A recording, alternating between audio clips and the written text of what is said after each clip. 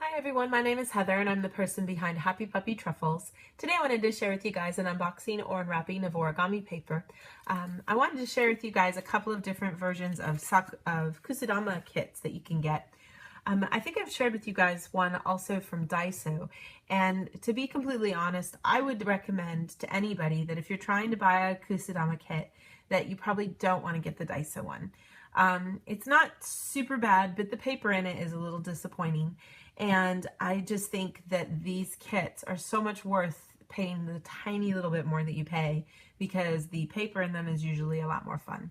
And you find a lot more varieties too of different kinds of styles of Kusudama that you might like to make.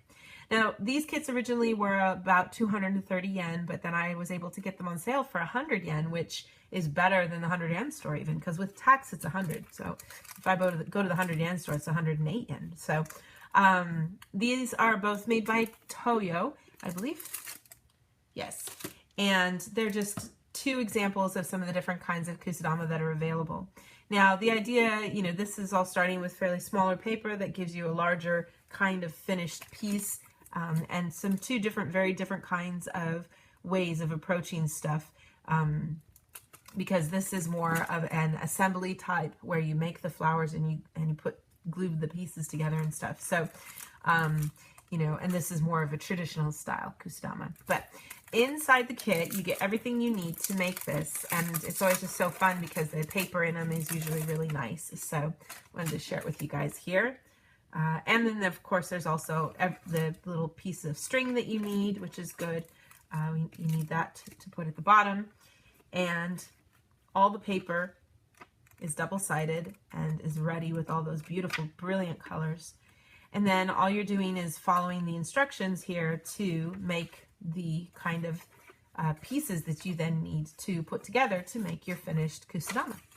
And I think the instructions are fairly easy to follow. If you've never made a Kusudama before, it can be pretty overwhelming, but it's also not totally impossible. So I would recommend that if you want to try to challenge to do it, it's fun.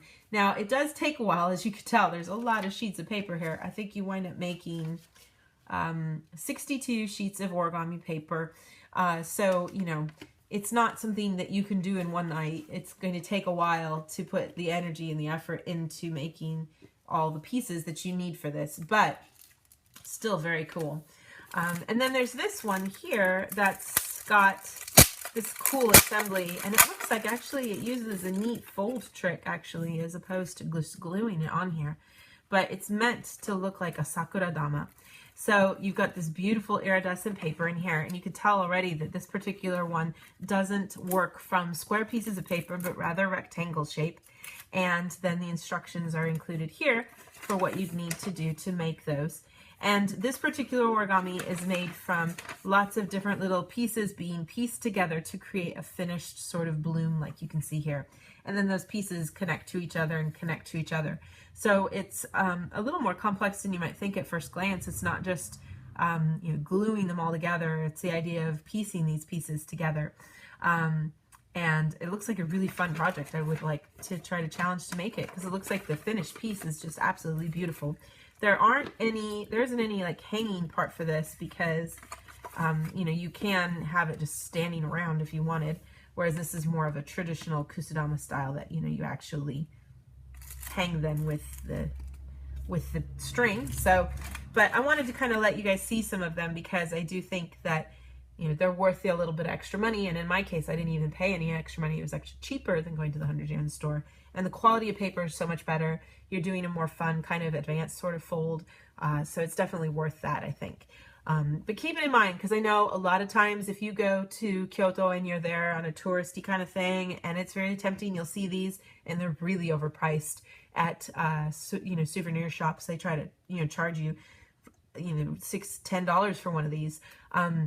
If you do have a chance, you can just also go to big department stores, which are usually connected to most railway stations here in Japan. So you can go to those and go to the floor that has the stationary goods, and you should be able to find so much origami there if you're interested in it. So keep that in mind if you're visiting Japan, and I hope you guys can find some fun things that you might enjoy.